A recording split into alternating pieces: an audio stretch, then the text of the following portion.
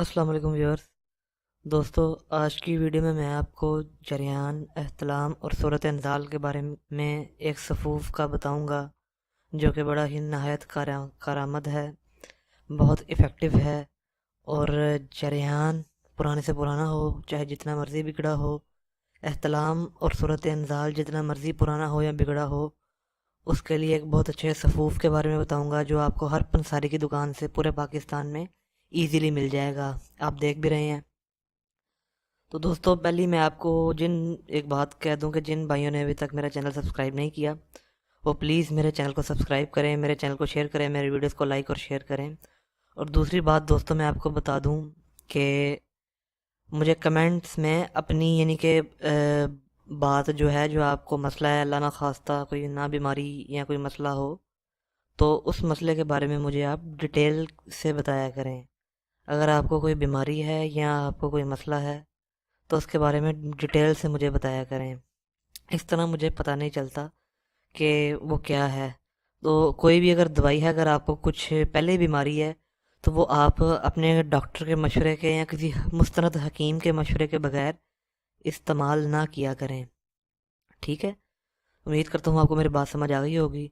تو آج کی ویڈیو میں دوستوں میں آپ کو صفوف جریان کے بارے میں بتاؤں گا۔ مجھے بڑے دنوں سے یہ کمنٹس میں میسیجز آ رہے تھے اور بھی مجھے ای میلز پہ میسیجز آ رہے تھے کہ حکیم صاحب، ہمیں آپ جریان کے بارے میں بتائیں، صورت انزال اور احتلام کے بارے میں بتائیں۔ تو یہ دوستو دوائی یہ آپ کو دیکھ رہے ہیں، یہ کرشی والوں کا صفوف جریان ہے، ٹھیک ہے؟ یہ آپ دیکھ رہے ہیں کرشی کا صفوف جریان۔ یہ دوستو آپ کو مارکیٹ سے ایزیلی مل جائے گا۔ یہ دوستو میں آپ کو اس کے بارے میں کچھ باتیں بتا دوں کہ اس کے استعمال سے جریان جڑ سے ختم ہو جاتا ہے، کثرت احتلام جڑ سے ختم ہو جاتا ہے، ٹھیک ہے؟ یہ آپ دیکھ رہے ہیں۔ اور اس کے استعمال سے جن بھائیوں کو بہت جلدی ڈسچارج ہو جاتے ہیں، صورت انزال کا مسئلہ ہے، وہ تو جڑ سے ہی ختم ہو جاتا ہے، ٹھیک ہے؟ صورت انزال، احتلام اور جریان۔ اور دوسری بات دوستو اس کے بارے میں آپ کو بتا دوں کہ یہ نہایت خشک ہے، یعنی کہ یہ بہت زیادہ خشک ہے۔ اس کے اجزاء دیکھ لیں، ملٹھی ہے، پھلی ببول ہے، سنگ جراحت اور سمندر سوکھ، یہ 4 چیزوں سے یہ بنے ہوئے ہیں، یہ صفوف بنا ہوا ہے۔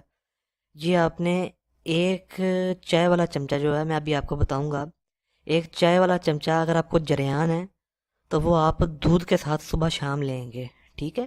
ایک چائے والا چمچہ اگر آپ کو جریان، تو میں آپ کو بتانے لگا ہوں، تو وہ آپ دودھ کے ساتھ اس کا صبح شام استعمال کریں گے۔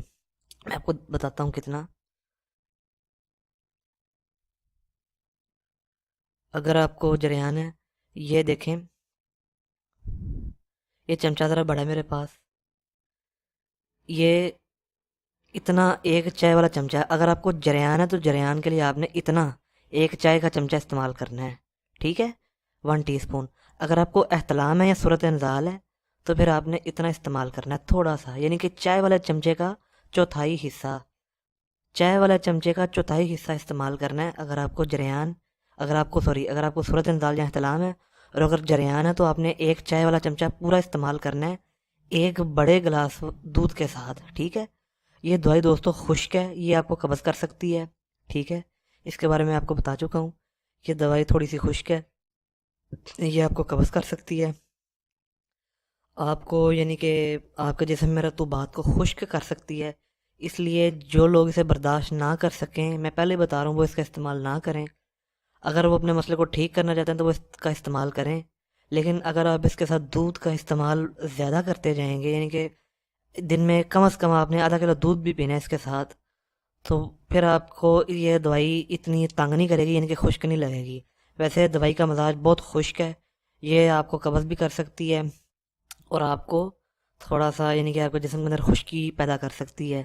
تو یہ میں امید کرتا ہوں کہ میں نے آپ کو تمام باتیں سمجھا دی ہوں گی، اور اگر آپ نے میری ویڈیو توجہ سے دیکھی ہوگی تو آپ کو تمام میری باتیں جو ہیں وہ سمجھ میں آ گئی ہوں گی۔ تو آپ میرے چینل کو سبسکرائب کریں، میری ویڈیوز کو لائک اور شیئر کریں۔ اگلی ویڈیو میں ملتے ہیں، اللہ حافظ۔